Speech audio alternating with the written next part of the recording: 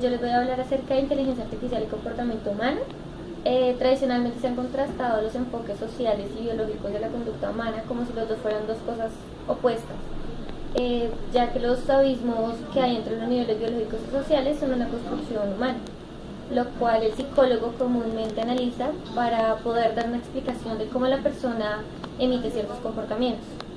En este artículo, las explicaciones sociales y biológicas tradicionalmente han sido emitidas por ser incompatibles, pero a veces en los últimos años se ha puesto una nueva visión sintetizada a partir de dos niveles de análisis diferentes, que incluyen el complemento de los niveles sociales y los niveles biológicos de análisis, que de esta forma hacen parte y fomentan la conducta compleja y el funcionamiento de la mente de las personas.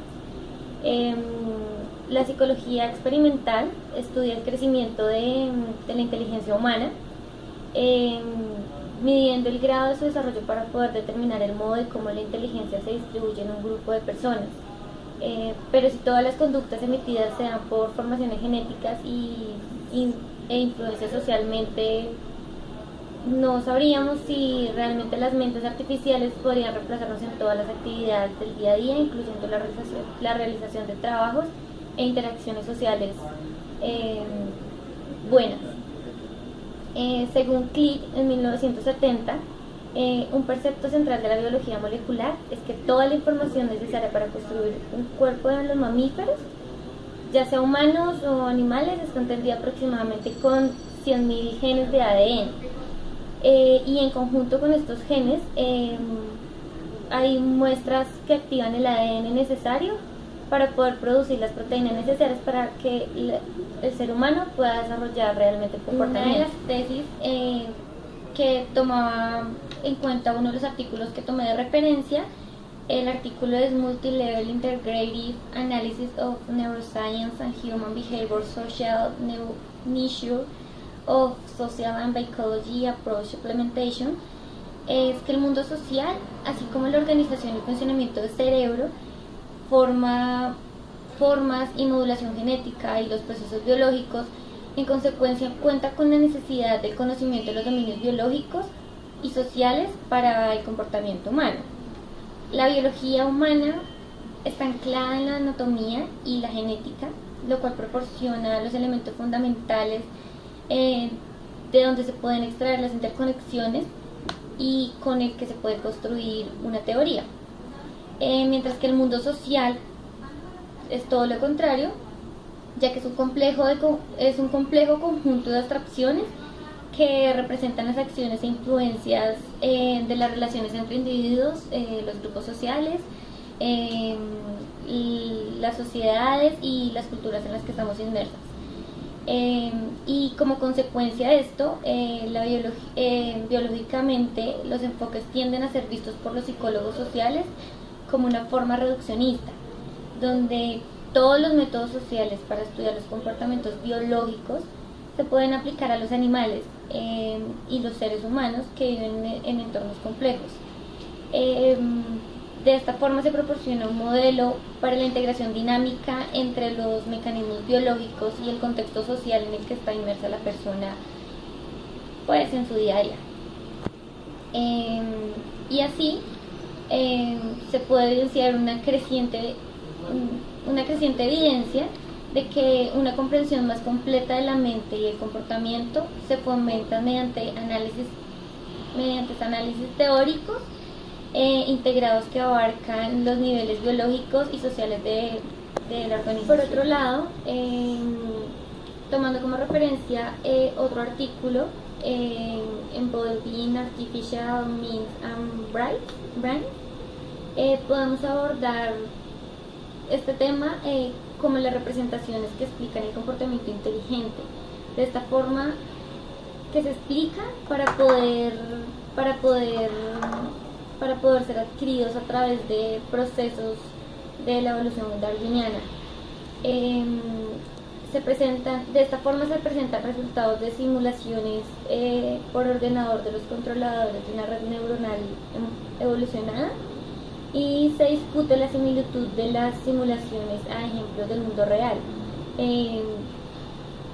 del mundo real, de control de la red neuronal de la conducta animal.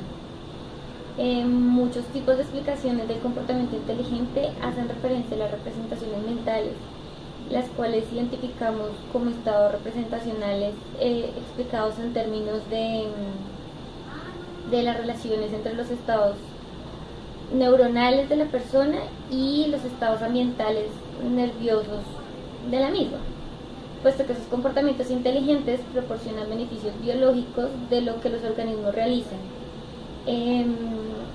Bueno, pues en este artículo resaltan la existencia de un mecanismo de memoria predicho por la explicación psicológica popular y apoyada por los experimentos de simulación también.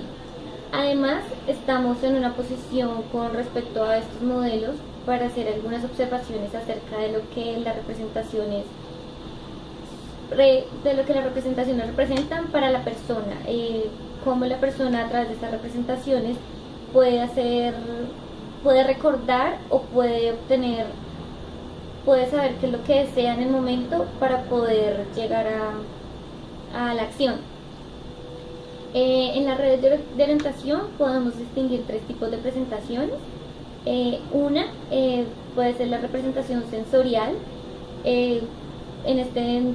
Aquí entonces son los estados de activaciones en la neurona en la entrada quimiosensorial. Y dos, las representaciones de la memoria. Aquí se denotan las señales transportadas a lo largo de las conexiones recurrentes. Y la tercera serían las representaciones motoras como estados de activación de las neuronas que dan la reproducción a los músculos como tal. Dos de las principales clases de sugerencia común en la literatura filosófica sobre el contenido representacional aparece inicialmente aplicable al caso de las redes de la quimiotaxis. Viéndose la quimiotaxis es un tipo de fenómeno en el cual las bacterias y las otras células del organismo uni o multicelulares dirigen los movimientos de acuerdo con la concentración de ciertas sustancias químicas en su medio ambiente. Viéndolo de tal forma como los enfoques informativos y enfoques basados en isomorfismo. Bueno, dos de las principales clases de sugerencias comunes en la literatura filosófica sobre el contenido representacional parece inicialmente aplicable al caso de la quimiotaxis.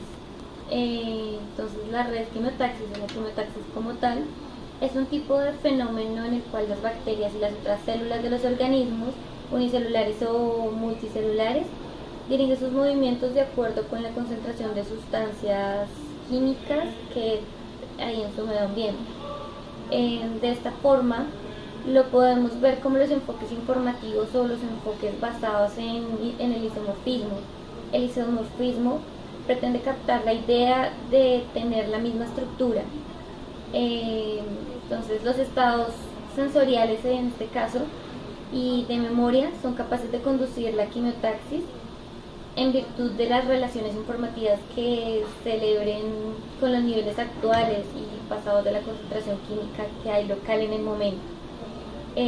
Por eso son capaces de entrar en esas relaciones de información a causa de la participación entre estructuras definidas por conjuntos de estados neuronales y por estructuras definidas de los estados de entorno con el fin de obtener un contenido de representación ideal de la información que se quiere dar o de la información en la que estamos tratando de dar en ese momento. La entrada quimiosensorial se encarga de llevar la información sobre el presente y el pasado, pero las redes de alimentación directa son incapaces de distinguir el presente del pasado. Entonces, la atribución a este contenido a un organismo es un intento de retratar el mundo, porque no siempre como que recordamos lo que realmente, o como que hacemos realmente lo que queremos en el momento. Nosotros tomamos una representación expresada en términos de objetos inexistentes ciertamente como la representación de una cosa que no existe, ya que no puede ser una representación.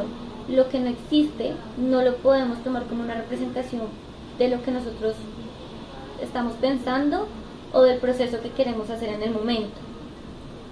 La restricción de nuestra, por último, la restricción de nuestra atención a los casos más sencillos de una representación, los vemos en los casos más simples de las cosas que se pueden representar, ya que lo que se puede representar son cosas que existen en realidad.